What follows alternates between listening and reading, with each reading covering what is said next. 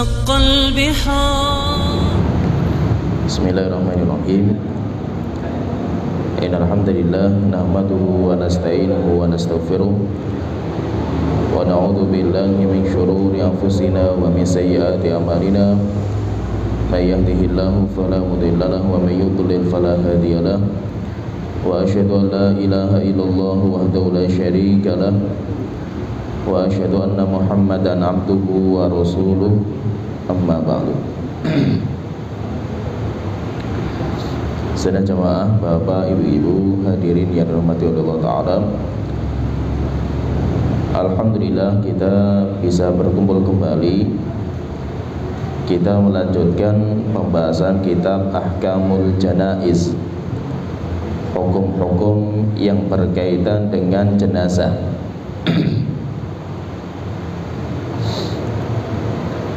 Dan kita sudah membicarakan tentang hukum setelah kematian, yaitu setelah pasti salah satu dari keluarga kita meninggal dunia, maka ada sunnah-sunnah yang harus kita selesaikan. Kalau kita sebutkan pertemuan sebelumnya, kita ulang kembali. Ketika sudah pasti bahwa ada salah satu keluarga kita yang meninggal, maka yang pertama kita pejamkan matanya. Kemudian yang kedua kita mendoakannya. Berdoa termasuk orang-orang yang takziah. Dia mengatakan Allahumma ghfir li Abi Salamah, atau siapa saja. Allahumma ghfir li Abi Salamata warfa darajatahu fil mahdiyin wa khlufhu fi aqibihi fil ghabirin wa ghfir lana wa lahu ya rabbal alamin wafsah lahu fi qabrihi wa nawwir lahu fihi. Kemudian ketiga, menutup badan dengan kain, kecuali kalau orang yang meninggal dunia dalam kondisi ihram, maka kepalanya tidak boleh ditutup. Kemudian yang selanjutnya, segera untuk diprosesi pemakaman secepatnya dan tidak dipindah ke tempat yang lain. Sunnahnya itu dikuburkan di mana dia itu meninggal dunia. Kemudian setelah selesai penguburan, prosesi pemakaman, atau setelah selesai acara-acara seperti ini, pemakaman, maka segera diselesaikan hutang piutang yang ada pada beban si mayit, yaitu hak yang berkaitan dengan hutang piutang, hak yang berkaitan dengan harta, segera diselesaikan, sehingga keluarga kita yang meninggal dunia segera mendapatkan kemudahan, kelapangan nanti di alam kuburnya, dan Allah bebaskan dari kesempitan dan malapetaka, karena sangkut pautan harta itu sudah diselesaikan oleh pihak keluarganya. Oleh itu, diantara fikih yang harus kita jalankan setelah kematian dari keluarga kita, beliau mengatakan, kata Syalbani, beliau mengatakan ayyubadira ba'duhum liqada'i dainihi min malihi, hendaknya pihak keluarga segera menyelesaikan hutang diambil dari harta si mayit, walau ata alaihi kullah, walaupun harta si mayit habis untuk bayar hutang semua, yaitu nanti walaupun tidak ada warisan yang ditinggalkan. Ini yang pertama. Jadi yang pertama itu, ketika sudah selesai prosesi pemakaman, maka acara berikutnya itu adalah mendata semua hutangnya si mayit. Hutangnya itu semuanya ada berapa. kemudian dia itu punya harta berapa, maka harta yang dia tinggalkan digunakan untuk membayar hutangnya. Ini yang pertama. Kemudian yang kedua, terus kalau si mayit itu nggak punya harta, hutangnya ada tapi harta nggak ada, maka hutangnya dibayarkan kepada negara. Negara nanti yang membayar, dengan syarat jika memang si mayit itu dia itu bukan orang yang mumatil. Mumatil itu orang yang bermalas-malasan atau meremehkan hutang. Dia memang berjuang untuk membayar, tetapi belum selesai membayar kemudian meninggal dunia, maka itu nanti yang membayarkan negara, ditanggung sama negara. Kalau negara tidak membayarkan, maka sedekah siapa saja dari pihak keluarga atau teman-teman dan rekan-rekan yang mau membayarkan, itu nanti maksudnya bab sedekah tatawwu. Berarti di sini kalau kita perhatikan, berarti kalau dalam masalah hutang piutang itu, yang pertama yang harus kita pahami, hutang piutang itu yang membayar adalah si mayit sendiri. Kenapa? Karena dia yang hutang, maka dia yang menanggung hutangnya.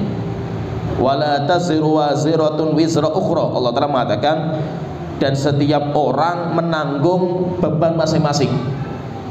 Tidak bisa beban orang lain ditimpakan kepada yang lainnya.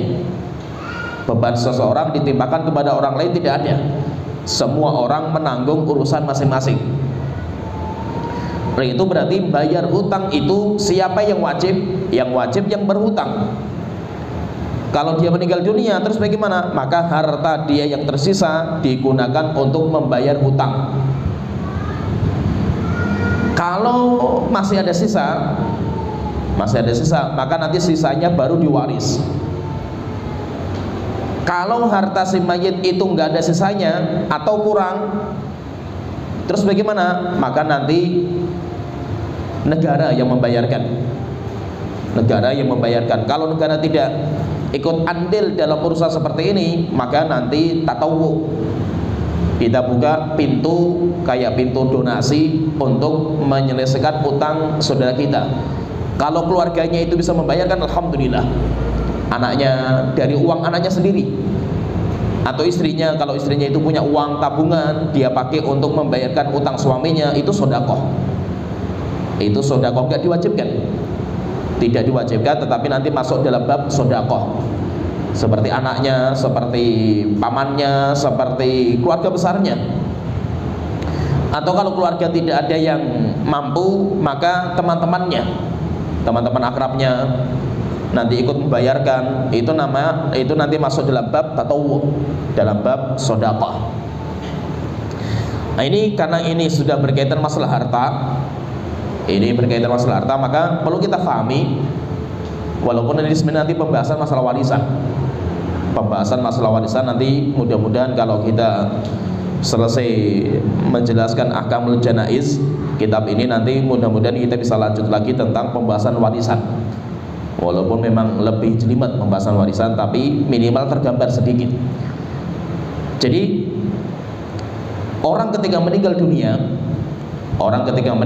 itu, alokasi harta yang dia tinggalkan, dia punya harta itu harus kumpulkan, dan itu harus dipastikan hartanya si mayit itu mana. Maka tidak boleh harta itu bercampur. Ini paham ini sering saya sebutkan. Tidak boleh harta itu bercampur. Kalaupun istri punya harta, suami punya harta, kemudian mereka berkongsi, kerjasama, patungan, bikin rumah, maka akadnya itu jelaskan rumah ini itu kepemilikannya berapa persen suaminya, istri berapa persen, sehingga nanti kalau dijual itu jelas. Maka pahami ini, tidak ada harta yang bercampur. Sehingga kalau ada orang meninggal dunia, maka yang pertama itu hartanya si mayit itu apa saja? Harta dia sendiri. Dikumpulkan hartanya, didata. Oh, si mayit itu punya rumah, itu murni milik dia. Dia punya tanah, murni milik dia. Dia punya ini didata semua. Kemudian ketika sudah didata, diuangkan. Kira-kira uangnya berapa itu? Rumah misalkan rumah ini tuh pasarannya berapa? 1M. Oke, masuk 1M didata. Dia punya tanah, sawahnya itu kira-kira kalau diuangkan berapa? Harga sekarang misalkan 500 juta, tulis 500 juta. Kemudian dia punya barang dagangan, punya ini 500 juta, diuangkan. Berarti orang yang meninggal itu dia punya harta 2M. Nah, kalau hartanya masih bercampur, harus dipisah. Misalkan dia punya ruko, tapi rukonya itu sama istrinya, kerja sama istrinya setengah-setengah. Harus jelaskan. Berarti ruko itu miliknya suami berapa persen, istri berapa persen, setengah-setengah, berarti jual. Kenapa? Karena miliknya suami yang setengah itu nanti digunakan untuk kebutuhan ini. Jadi fahami. Jadi kalau ada orang meninggal dunia itu, yang pertama yang harus kita jalankan itu kumpulkan semua hartanya si mayit. Itu proses pertama. Dikumpulkan sehingga jelas, oh hartanya si mayit itu semuanya ini. Kalau hartanya sudah pasti, hartanya sudah jelas terkumpul berapa hartanya, maka nanti alokasi harta itu ada 5 alokasi. Jadi sekarang kita bahas sedikit masalah, walaupun nanti ada pembahasan yang nggak masuk di kita masalah utang piutang, tapi kita bahas sedikit secara global. Jadi orang kalau meninggal dunia itu hartanya itu dipakai untuk apa? Hartanya si mayit, saya meninggal, saya punya harta saya itu dialokasikan untuk apa? Maka alokasi harta itu untuk 5 perkara. Alokasi harta si mayit itu yang ditinggalkan itu untuk 5 perkara. Yang pertama, alokasinya itu untuk keperluan pemakaman. Sehingga untuk memakamkan jenazah itu nggak usah minta-minta, dia punya harta sendiri. Contohnya misalkan biaya kafan, kalau harus beli. Tapi kalau ada beberapa tempat yang kain kafan itu ada yang wakafkan, alhamdulillah. Contohnya lagi biaya pemakaman kuburan. Kan itu ada tukang-tukang itu untuk bikin yang lahat itu minta duit mereka itu. Contohnya lagi biaya pemandian, memandikan jenazah di beberapa tempat bayar mahal. Contohnya lagi ambulan dan yang lainnya, semua keperluan pemakaman itu butuh harta, butuh biaya. Siapa yang mau nanggung? Itu harus jelas. Kalau memang anaknya itu pengen nanggung dari harta dia, bagus, sedekah. Tapi harus jelas akadnya antum itu apa gitu. Ini paham ya? Apa yang saya jelaskan harus paham ini, biar gak salah paham. Contohnya misalkan ini, saya punya bapak saya meninggal. Sebelum harta bapak itu dikumpulkan, udah urusan bapak saya nanggung. Harus jelas akadnya apa kamu ini, anak pertama misalkan, saya sebagai anak pertama. Jelaskan, antum akadnya apa ini? Mengeluarkan uang untuk keperluan bapak ini. Enggak, saya niatnya ya saya sedekah untuk bapak saya ya. Jangan diungkit-ungkit. Sehingga nanti jangan sampai diungkit-ungkit kalau pas pembagian warisan, lah saya biaya ini untuk bapak saya. Enggak, kamu akadnya apa? Oh enggak, saya akadnya minjemi saja lah, nanti kalau pembagian warisan saya minta ganti. Oke, tulis semua kebutuhan bapak, tulis. Misalkan yang gali kuburan mintanya 500.000, oke, tulis. Coy lagi misalkan mobil ambulan 1 juta, tulis. Coy lagi kain kafan misalkan ini, tulis semua 5 juta. Semua keperluan pemakaman bapak kita itu 5 juta, tulis. Nanti akan dibayar 5 juta itu, dibayar dari hartanya si bapak kalau sudah terkumpul. Ya, jadi paham ini. Jadi maksudnya itu akadnya itu jelas. Anda itu sebagai anak atau sebagai adik atau sebagai orang tua, itu uangnya yang diberikan itu akadnya apa gitu. Kalau memang akadnya itu sedekah, ya selesai, bagus. Tetapi jangan diungkit-ungkit lagi, batal nanti balas sedekahnya itu. Tapi kalau niatnya itu untuk meminjamkan, didata, nanti akan dibayarkan.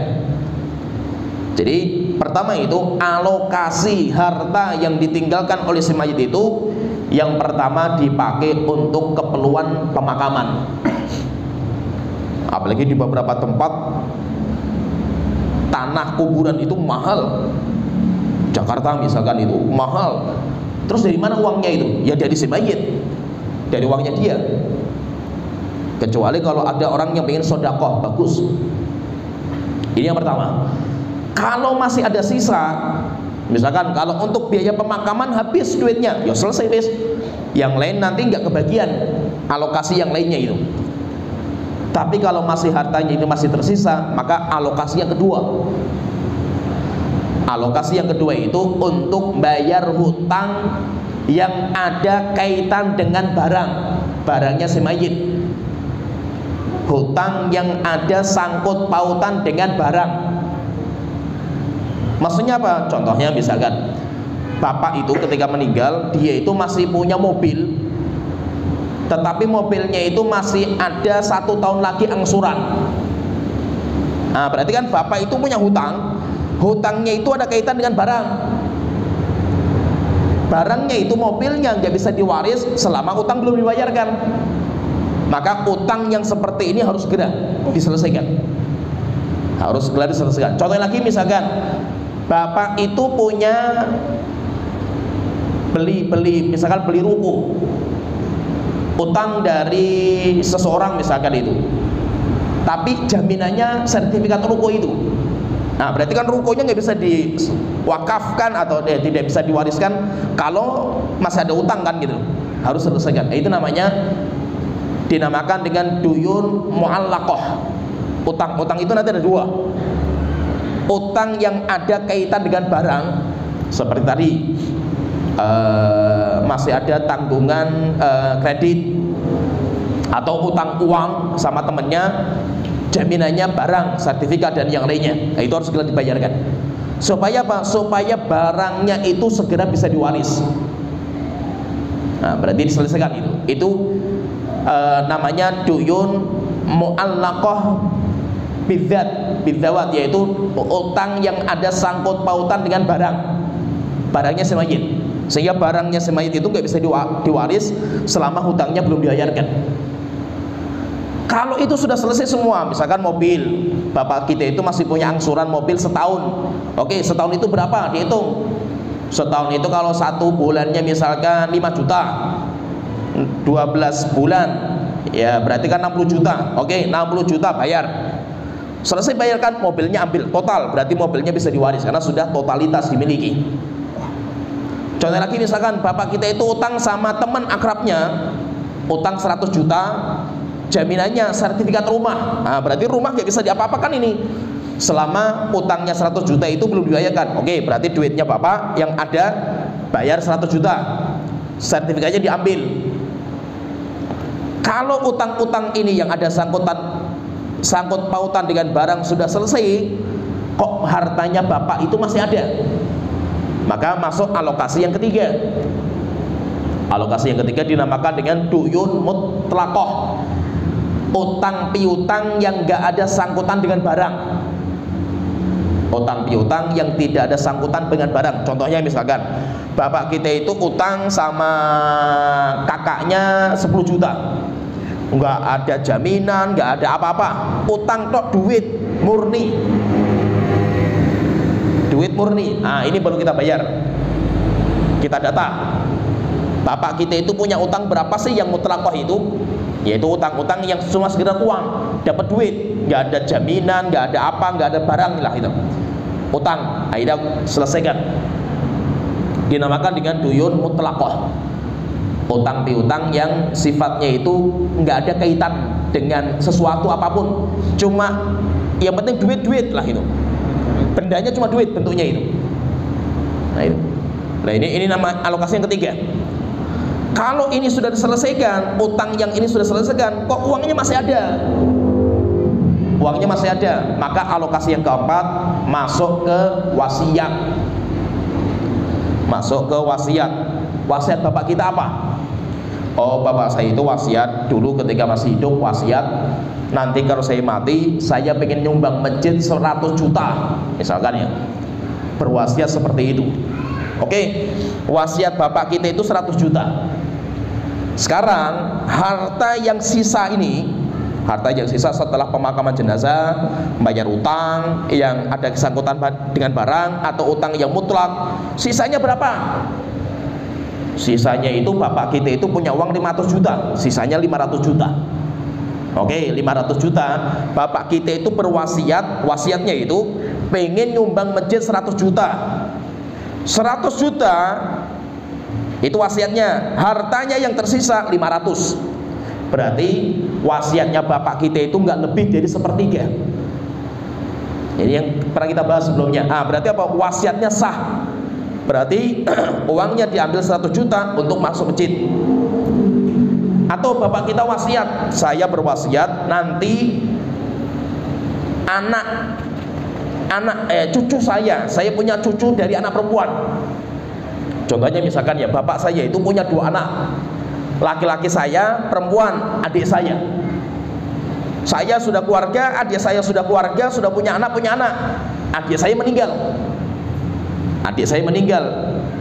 Nah, berarti anaknya adik saya tidak mendapatkan warisan dari bapak saya. Kenapa? Karena antara bapak sama cucunya itu perantaranya anak perempuan. Terputus. Maka cucunya ini bisa mendapatkan dari jalur wasiat. Bapaknya nulis wasiat, nanti kalau saya meninggal dunia, cucu-cucu saya dari anak perempuan saya berikan mereka 100 juta. Misalkan ya, karena mereka nggak dapat warisan gitu. 100 juta dari 500 juta itu kan berarti kan masih kurang dari 1/3, sah berarti. Berarti duitnya diambil untuk wasiat kepada cucu-cucunya bapak yang tidak mendapatkan bagian warisan, dikasih ini 100 juta. Silahkan kalian bagi sendiri. Karena dulu wasiat bapak seperti itu. Ya, tergambar ya, paham ya? Lah, setelah wasiat kok duitnya masih ada, maka duitnya itu diwaris. Duitnya itu yang nanti akan diwaris sisa. Setelah alokasi semuanya selesai, maka nanti tinggal bagian warisan. Itu paham ya? Ini jadi perjalanan uang. Kalau saya punya harta itu perjalanan seperti ini.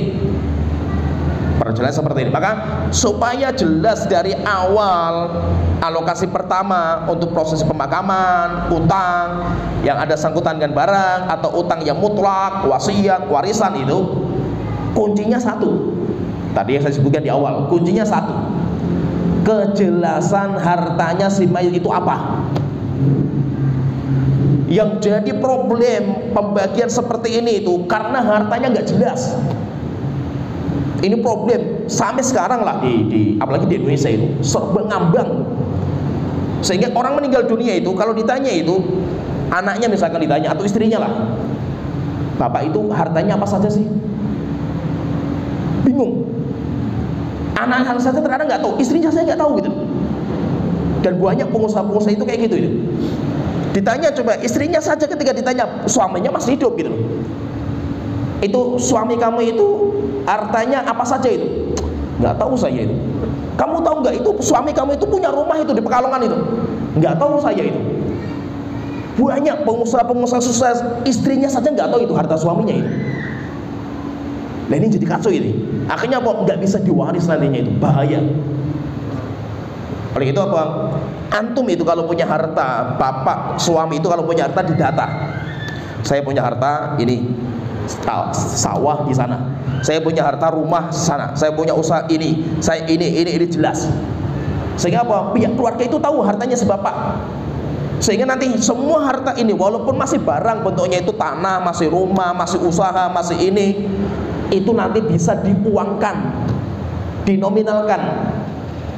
Ya, tergambar paham ya? Rumah, kira-kira berapa sih rumah ini kalau dijual itu? 100 juta, kan bisa kelihatan nominalnya gitu. Ya kan? Tanah, dia punya tanah itu kalau dinominalkan berapa? 50 juta, kan keluar nominal gitu. Kenapa? Karena nominal ini nanti akan dipakai untuk pemakaman jenazah. Nominal itu yang kita pakai untuk membayar utang. Ini semuanya pakai itu. Nah, jadi yang paling inti kalau orang itu meninggal dunia itu, yang paling inti itu jelaskan status hartanya si mayit. Kemudian saya sering ingatkan, dan karena ini paling rancu di negeri kita ini seperti ini, yaitu apa? Harta yang bercampur. Makanya ingat ini, harta bercampur itu tidak dibolehkan, harus dipisah. Kenapa? Karena hatta Anda itu sayang-sayangan lah sama suami istri, sayangnya mati, sayang mati, cintanya mati itu. Nggak mungkin selama-lamanya Anda itu. Pasti akan berpisah gitu. Kalau sudah berpisah terus bagaimana urusannya itu? Ini jadi masalah gitu. Yang jadi masalah kan seperti itu. Rumah misalkan ya, istri punya modalnya tanah karena dia dapat warisan dari bapaknya, ada tanah. Suami kerja, suaminya bangun di atasnya bangunan yang bagus dan megah gitu. Ya, nah, sekarang jadi rancu ini di sini itu. Istri modalnya tanah, suami yang bangun. Nominalnya berapa persen gitu loh. Tanahnya itu kalau dihitung bangunan semuanya itu berapa persen, itu harus jelas. Jangan rancu, karena rancu nanti salah satu meninggal dunia, kacau ini pembagiannya itu. Akhirnya apa? Ketika suami meninggal dunia, istrinya mengaku sisi, ini tuh rumah saya. Nggak boleh, zalim. Seorang wanita, makanya itu sering saya katakan itu, fahami ini ibu-ibu yang di belakang, fahami juga. Kebanyakan yang makan harta anak yatim, kan makan harta anak yatim kan zalim. Innama yaquluna fi butunihim naro, yang dia makan dalam perutnya itu bara neraka jahanam orang itu. Kebanyakan yang makan harta anak yatim itu ibunya sendiri. Itu mayoritas pemakan harta anak yatim itu ibunya. Kenapa? Karena ketika bapaknya meninggal, status anak itu jadi anak yatim. Walaupun ibunya muamalah sama anaknya itu, anaknya sendiri, tetap statusnya dia itu muamalah sama anak yatim, statusnya itu. Anak yatim punya harta ini. Anak yatim itu punya harta. Maka itu kenapa kok anak yatim itu nggak masuk dalam asnaf zakat? Nggak ada. 8 asnaf zakat itu anak yatim kan nggak ada. Kenapa seperti itu? Karena banyak anak yatim yang kaya raya. Dari mana? Dari warisan bapaknya. Tapi dimakan harta anak yatim itu sama ibunya sendiri. Sehingga paling banyak makan harta anak yatim itu ibunya. Coba misalkan bapak meninggal. Ketika bapak meninggal, dia punya anak, istrinya si bapak kita itu dapatnya cuma 1/8 gitu. Berapa sih dapat? Cuma 1/8 gitu dapatnya itu. Sisanya ke anak semua. Berarti apa? Yang paling banyak mendapatkan warisan itu anak. Anak itu terbanyak, gak ada yang bisa ngalahkan anak. Hatta bapaknya si mayit atau ibunya si mayit kan gak bisa ngalahkan. Coba saya meninggal dunia, saya punya orang tua, bapak ibu masih hidup, saya punya istri, saya punya anak-anak. Dari semua ini yang paling banyak mendapatkan harta saya itu anak saya. Bapak saya cuma 1/6, ibu saya cuma 1/6, istri saya cuma 1/8, sisanya kembali ke anak semua gitu. Anak saya paling banyak mendapatkan. Maka itu banyak anak-anak itu yang kaya raya sebenarnya itu ketika bapaknya meninggal. Cuma kekayaannya mereka itu dirampas sama ibunya sendiri. Sehingga mayoritas yang makan harta anak yatim itu ibunya. Oleh itu tidak bisa wanita itu mengaku sisi semua harta suaminya. Itu nggak dibolehkan, zalim. Sehingga apa? Semua itu harus jelas. Anda itu sekarang itu apa gitu. Misalkan apa itu harus jelas. Misalkan gini, harta usaha bersama. Saya punya usaha sama istri saya. Ya kan, warung makan itu kan dari dulu itu kan PO itu kan mulai dari itu saya ambil alih, saya sama istri saya itu. Tapi akadnya saya bikin dari awal. Akadnya dari awal. Kepemilikan usaha ini kamu 50% sama saya 50%. Itu sudah kita obrolkan di awal. Sekarang ketika saya tinggalkan PO, kemudian saya bikin resto misalkan sama teman-teman, itu sudah saya ambil alih semua. Perusahaan ini saya ambil, kamu tidak punya hak di sini. Sehingga warung makan saya Bukhari itu, istri saya nggak punya hak di kepemilikan itu. Saya sudah jelaskan sama istri saya. Kamu kalau mau masak, tak gaji kamu itu. Kamu jadi karyawan. Sehingga istri saya dulu yang punya resep, sekarang jadi karyawan saya gitu. Tapi apa? Perusahaan ini milik saya. Sehingga kalau saya meninggal dunia, ini jatuhnya waris. Kamu tidak bisa menguasai gitu. Dan itu harus jelas. Saya punya mobil saya milik saya murni. Istri saya nggak punya ikut campur sama sekali. Saya terkadang kalau memang butuh uang untuk apa lain, itu saya atas nama pinjaman, saya pinjam dulu.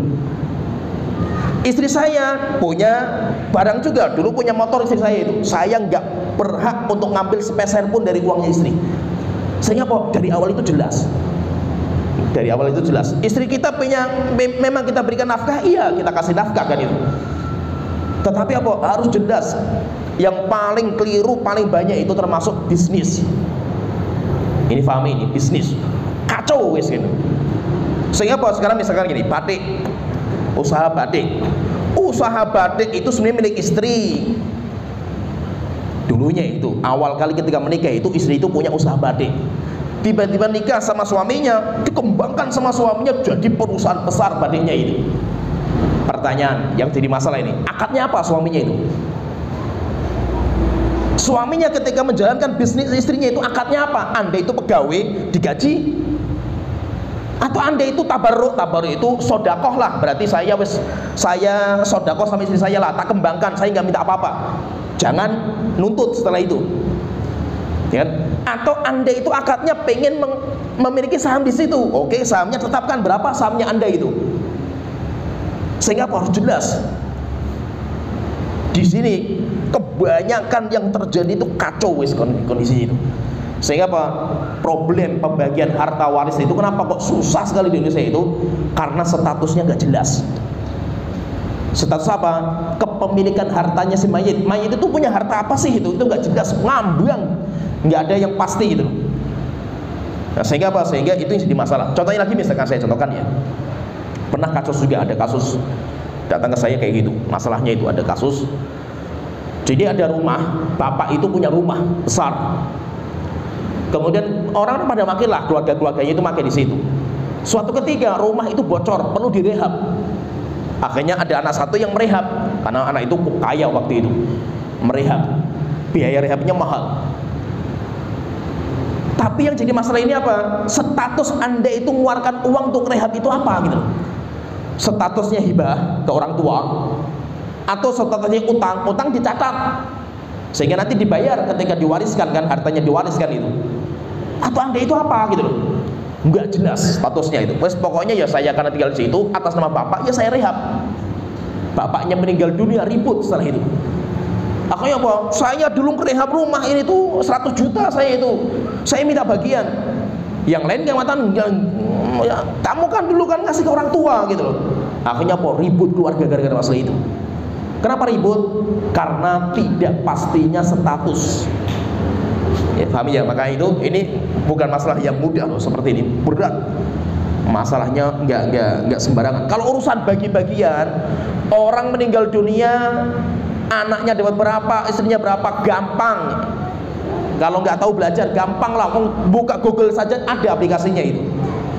Sekarang pembagian warisan itu aplikasinya gampang, banyak sekali aplikasinya. Tinggal kita meninggal sini punya ahli warisnya bapak, ibu, istri, anak. Itu bagiannya keluar semua di aplikasi itu. Gampang, ilmu mudah lah itu pembagian seperti, nggak susah itu. Yang paling susah itu riskan itu apa? Status kepemilikan hartanya semua itu apa? Kalau itu dari awal sudah kacau, apalagi ketika mati, tambah kacau nanti ketika mati itu. Oleh itu maksudnya itu harus difahami di sini itu status kepemilikan barang.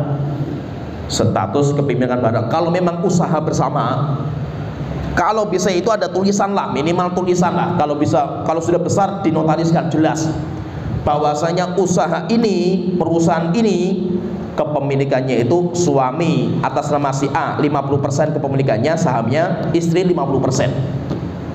Datanya ada. Ketika suami meninggal dunia, keluarga suami nggak bisa mengambil alih semua gitu. Kenapa? Karena di situ sudah jelas istri itu 50%, 50% kasih ke istri, belum dapat warisan lagi itu.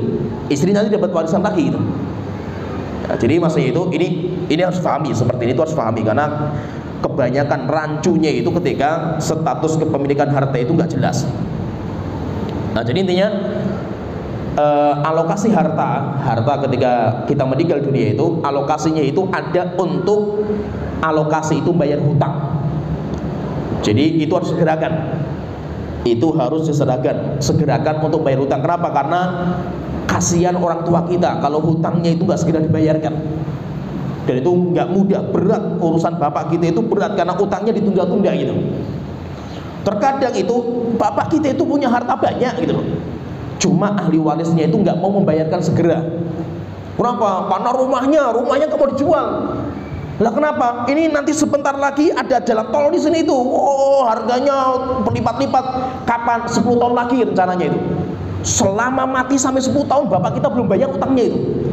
Na'udzubillah, kamu kok bisa enak-enaknya makan seperti ini kali itu. Kamu nggak mikir bagaimana bapak kamu di alam kuburnya itu kayak apa gitu. 10 tahun loh, nggak mudah itu. Kasihan bapak kita gitu loh. Sehingga maksudnya itu apa? Jika memang bapak kita sudah meninggal dunia dan hartanya sudah jelas gimana yang dimiliki, ini segera dijual. Kalau memang tidak punya uang tunai untuk membayar hutang. Kecuali kalau masih ada uang tunai di bank untuk bayar hutang cukup, alhamdulillah. Sekarang kalau orang tuanya nggak ada, yang ada cuma aset. Asetnya pihak keluarganya nggak mau menjual. Kenapa? Nunggu sampai harganya itu berlipat-lipat. Kasihan orang tua kita, masya Allah. Dia punya hutang dan dia punya uang yang dia simpan gitu loh. Barangnya itu dia itu ada harta gitu loh. Tapi hartanya ditahan sama ahli waris karena menunggu hartanya mahal, harganya akhirnya selama bertahun-tahun orang tua kita masih menanggung hutang. Padahal sudah meninggal dunia orang tua kita. Kasihan. Oleh itu, kalau orang itu punya hutang itu disegerakan, pembayarannya itu disegerakan. Dan nggak mungkin kita itu bisa membayarkan kalau kita nggak punya uang gitu loh. Kan tetap kita bayar utang, kita butuh duit juga itu. Nah, terus bagaimana? Ya barang-barang bapak kita itu segera diuangkan supaya bisa dibayar hutangnya bapak kita itu, segera dibayar karena bisa diuangkan hartanya itu. Ada Pak Syalbani rahimahullah ta'ala, beliau menyebutkan ada sekitar 5 hadis yang berkaitan masalah. Nanti insya Allah masalah pembagian warisan ada sendiri hukumnya. Kita nggak mungkin membahas di sini. Ada 5 hadis, saya sebutkan satu persatu, faidahnya bagus. Hadis yang pertama, hadis dari Sa'ad bin Atwal radhiyallahu anhu. Beliau mengatakan anna akhahu mata. Saudaranya dia itu meninggal. Wa taraka 300 dirhamin. Dan beliau itu meninggalkan 300 dirham. Oh, jelaskan uangnya. Itu zamannya dulu itu seperti itu. Orang meninggal dunia ditanya langsung anaknya ketika takziah itu, sahabat itu. Ketika takziah itu tanya kepada pihak keluarga, bapak kamu punya hutang berapa? Oh, hutangnya sekian. Tahu langsung. Bapak kamu punya uang berapa? Uangnya sekian. Ini jasadnya belum dikuburkan, statusnya sudah jelas semua itu. Kenapa? Karena kejelasan status barang ketika masih hidup. Sehingga itu langsung bisa didata gitu. Akhirnya enak, nanti pembagiannya itu enak gitu. Nah, maka Sa'ad bin Atwal itu cerita bahwasanya saudara dia itu meninggal, dia itu meninggalkan uang 300 dirham. Ya, kalau 300 dirham itu sekitar 11 jutaan. 300 dirham. Karena uang dirham dan dinar itu sejak zaman Rasulullah sampai sekarang nggak berubah. Patokannya emas dan perak. Emas perak itu stabil, nggak berubah. Wa taraka iyalan, dan beliau itu juga punya anak-anak. Meninggal dunia punya anak dan punya harta 300 dirham. Fa aradtu an unfiqaha ala iyalihi. Saya sebagai keluarganya laki-laki, saya sebagai saudara kandungnya, saya yang berhak untuk mengawal ini harta ini. Oleh itu maksudnya apa? Fahami ini. Kita itu harus punya orang kepercayaan dari keluarga kita. Siapa orang kepercayaan saya itu? Anak, misalkan saya punya anak banyak, anak saya 5 misalkan itu. Tapi saya itu punya anak kepercayaan, anak percaya misalkan anak saya pertama Abbas. Itu nanti yang akan saya berikan semua informasi harta saya, utang saya, sehingga nanti kamunya akan menjaga ini. Sehingga apa? Harus ada pemimpin. Keluarga itu harus ada pemimpin. Siapa yang nanti akan ngurusi harta bertanggung jawab itu, siapa itu? Itu harus ada. Kalau enggak, kacau nanti itu. Nah, maka itu dia mengatakan, saya karena saudara kandungnya, saya yang berhak mengawal, maksudnya itu saya berhak mengatur. Akhirnya saya itu pengen harta itu yang ditinggalkan 300 dirham itu saya alokasikan untuk anak-anaknya, berarti anak-anak yatim. Faqala li Nabi sallallahu alaihi wasallam, maka Rasulullah langsung datang ke saya. Berarti kan waktunya cepat sekali itu, masih proses kematian. Maka Rasulullah mengatakan, inna akhaka mahbusun bidainihi. Saudara kamu itu masih yaitu mahbus, masih terkungkung dia itu masih terhalang dengan utangnya. Fadhhab faqdi anhu, segera kamu bayarkan utang-utangnya itu. Fadhahabtu, akhirnya saya tunaikan wasiat Rasulullah. Saya pergi, kemudian saya cari hutangnya kakak saya itu apa saja itu. Oh, ini sudah jelas hutangnya itu. Akhirnya saya setelah itu datang ke Rasulullah. Yaitu saya datang ke Rasulullah dan qultu ya Rasulullah, qad qadaitu anhu. Wahai Rasulullah, alhamdulillah sudah saya bayar semua. Utang-utangnya sudah saya selesaikan. Illa dinaraini, kecuali 2 dinar. Ada 2 dinar. Idda'at huma imra'atun, ada seorang wanita sudah tua renta ngomong ke saya, itu kakak kamu itu utang sama saya 2 dinar. Saya tanya, buktinya apa? Tidak ada bukti ya, karena kita akrab-akraban saja gitu. Maka dia mengatakan, ya Rasulullah, untuk ini karena nggak ada buktinya, saya nggak bisa bayarkan ya Rasulullah. Uangnya masih saya tahan, 2 dinar. Faqala li Nabi sallallahu alaihi wasallam, maka Rasulullah sallallahu alaihi wasallam mengatakan, "I'tiha, berikan saja.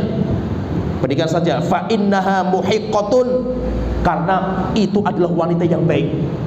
Dia adalah wanita yang jujur." Sehingga setelah itu apa? Langsung dibayarkan 2 dinar. Kalau zaman dulu itu 1 dinar itu bisa beli 1 kambing.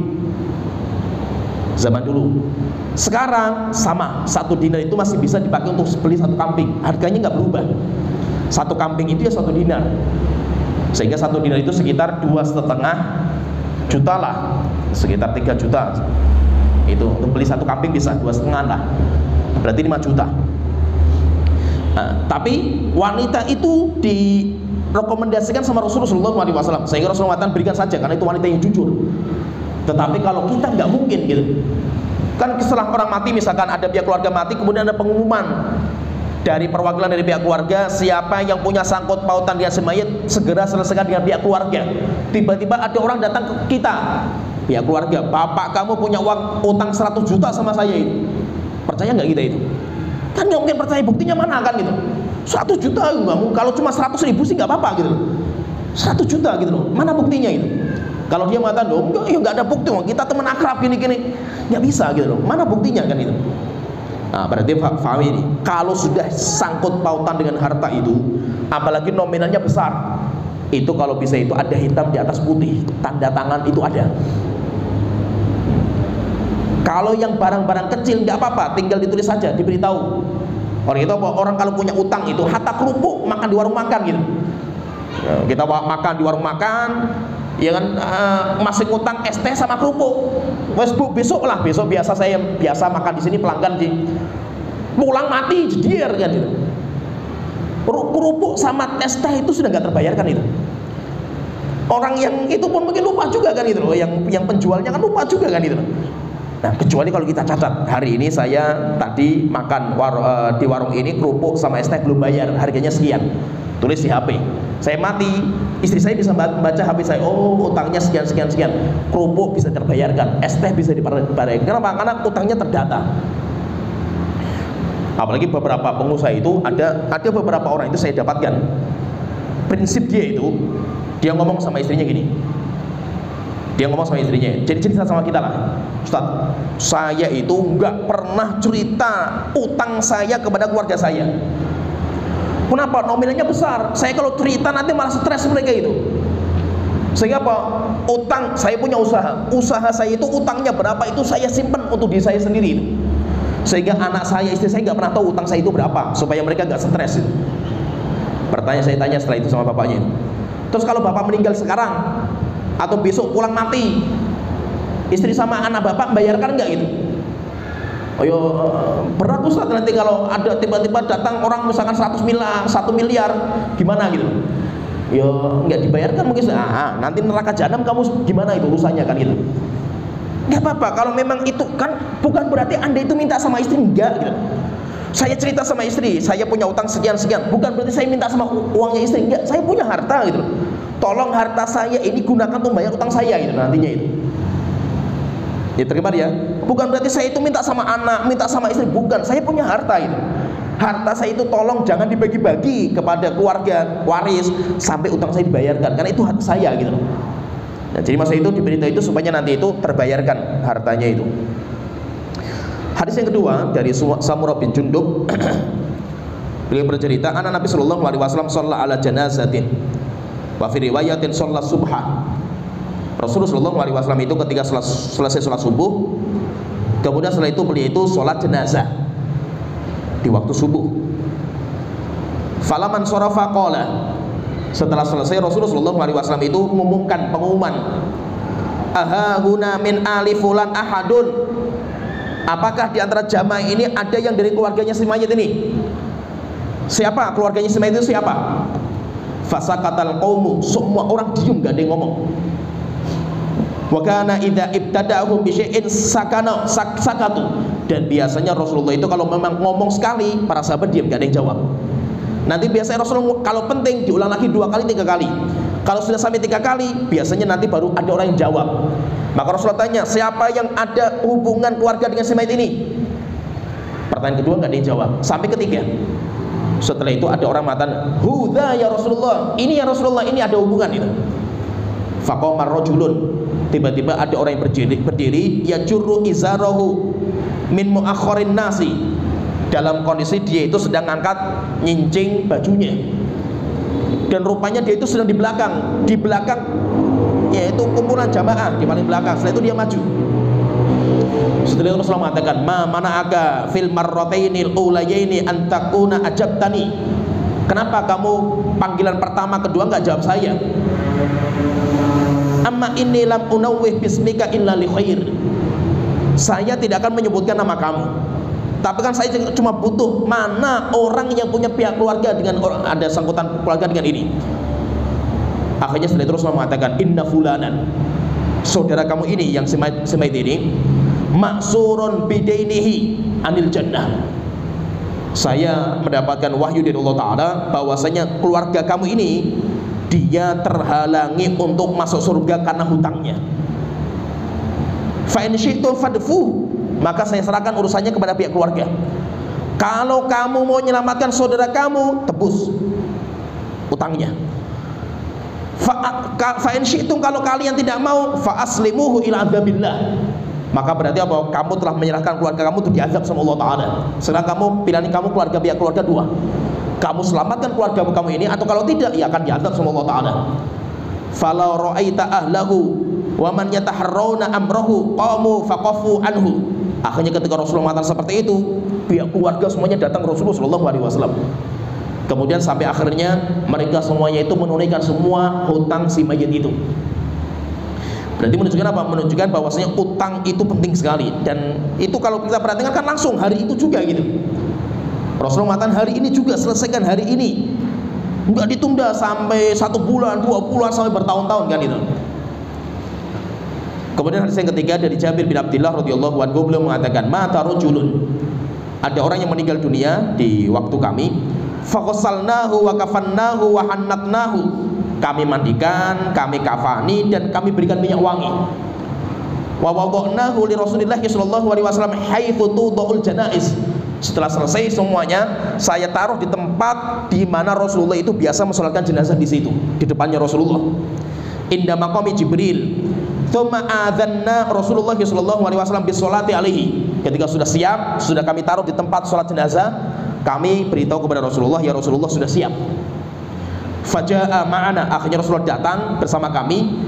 Fatakhatta khutan, setelah itu Rasulullah itu menyela para sahabat, yaitu Rasulullah ingin maju di depan. Qala, kemudian ketika di depan Rasulullah tanya, la'alla ala sahibukum dainan, mungkin si mayit itu punya utang yang belum dibayarkan hari ini. Akhirnya qalu, mereka mengatakan, na'am, iya wahai Rasulullah, dinarain, ada 2 dinar yang hari ini belum dibayarkan. Coba bayangkan itu. Berarti apa? Sebelum disolatkan itu utangnya sudah dibayarkan sama keluarganya itu. Prosesnya kan cepat sekali itu, gak main-main kan itu. Jadi kebiasaan mereka itu apa? Sebelum disolatkan itu sudah dibayarkan utangnya itu. Maka Rasulullah ketika mau mensolatkan, Rasulullah tanya, mungkin masih punya utang ini belum dibayarkan.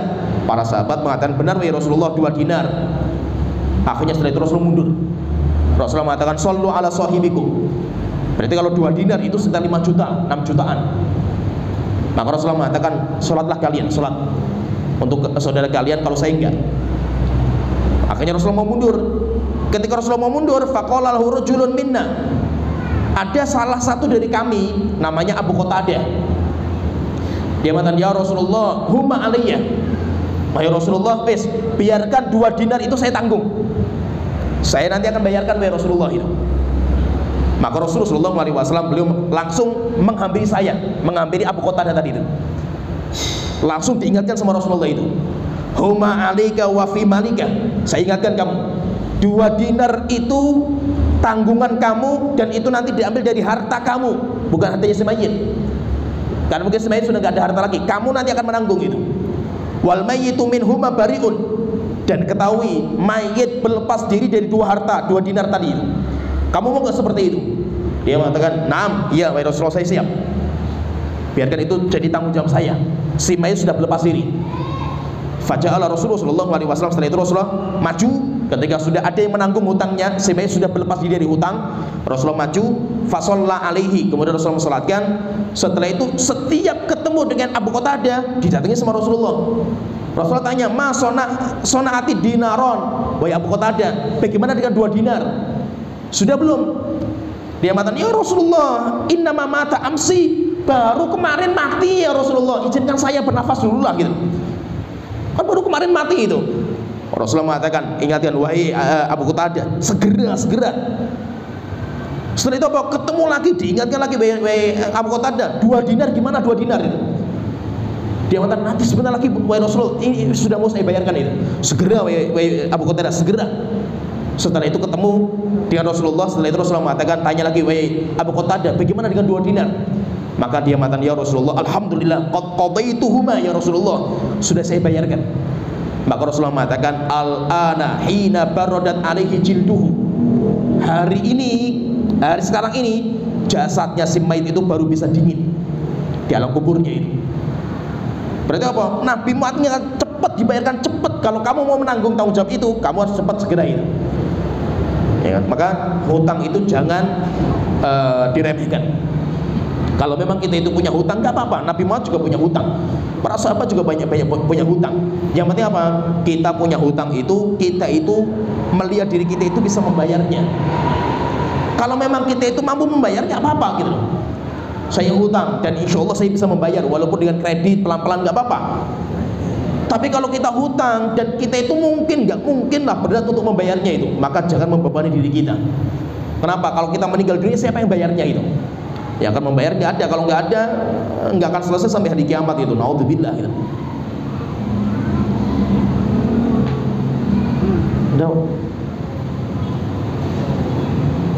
Ini ada masih ada banyak hadis.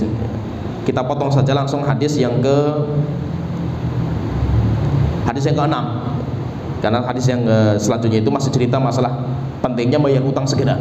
Kita langsung masuk ke hadis yang ke-6. Kalau yang ke-6 itu kalau pihak keluarga sudah nggak mampu, nggak ada teman-teman yang membayarkan, maka nanti kembali kepada negara. Rasulullah SAW, ya kalau zaman itu Rasulullah sebagai pihak negara yang akan membayarkan. Dari Aisyah radhiyallahu anha, beliau mengatakan Rasulullah SAW beliau bersabda, "Man hamala min ummati dainan." Siapa yang menanggung hutang, siapa yang punya tanggungan hutang dari umatku, thumma jahada fi qada'ihi, dan dia sudah berjuang membayarnya, famata, tapi dia meninggal belum selesai, fa ana waliyuhu, maka saya walinya, saya nanti akan membayarkan. Kemudian dalam hadis yang lain Rasulullah SAW itu pernah khutbah. Ketika khutbah maka Rasulullah memulai dengan memuji Allah Ta'ala. Kemudian setelah itu Rasulullah mengatakan, "Man yahdillahu fala mudhillalah wa man yudlil fala hadiyalah. Inna khairal hadithi kitabullah wa khairal hadi hadi Muhammad wa syarrul umuri muhdatsatuha wa kullu muhdatsatin bid'ah wa kullu bid'atin dhalalah wa kullu dhalalatin finnar."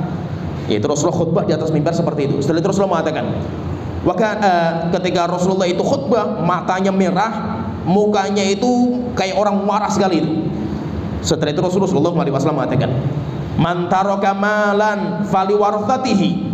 Siapa yang meninggal dan meninggalkan harta, maka hartanya itu nanti akan dibagi kepada ahli warisnya.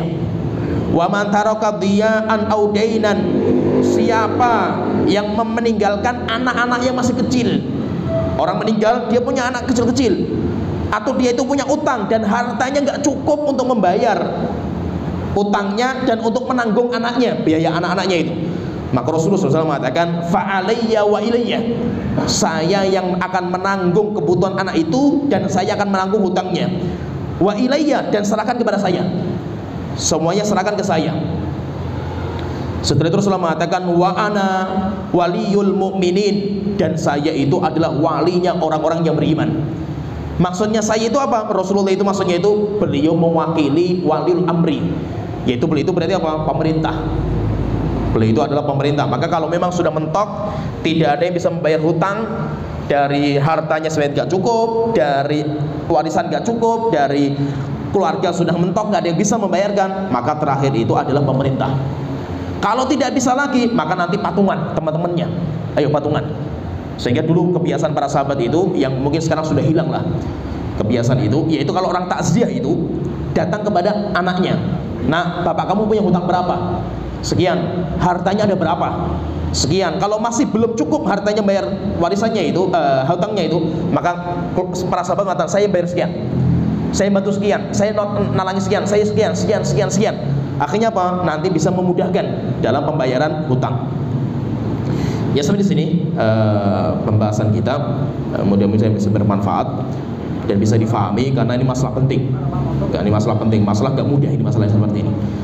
Ya, sampai di sini wa akhiru da'wana alhamdulillahirabbil alamin, sallallahu alaihi wa sallam Muhammad wa ala alihi wasallam.